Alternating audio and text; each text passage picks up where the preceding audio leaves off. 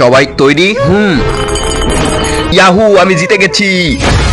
আরে এ কোথায় গেল? এ চলে গেছে একটা মায়াবী রাষ্ট্রে যেখানে সোনা ও রূপার পাথর পাওয়া যায়। আমিও যেতে চাই। ঠিক আছে, আমিও যাব। আচ্ছা, তোদের দুজনকেই পাঠাচ্ছি এবার।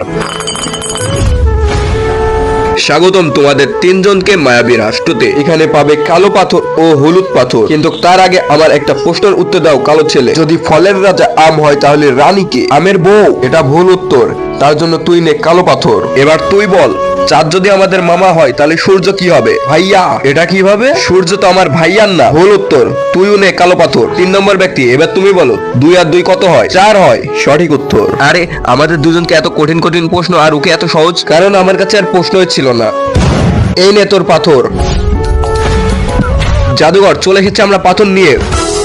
কোথায় দেখি দেখি তোদের কাছে কি পাথর আছে? আরে এটা তো কালো পাথর, এটা তো কোনো কাজেরই না। তোর কাছে কি পাথর দেখি? আরে এটা তো গোল্ডেন পাথর, এটাই তো আমার লাগবে। হে জাদুরি পাথর, আমাকে অমর করে দাও।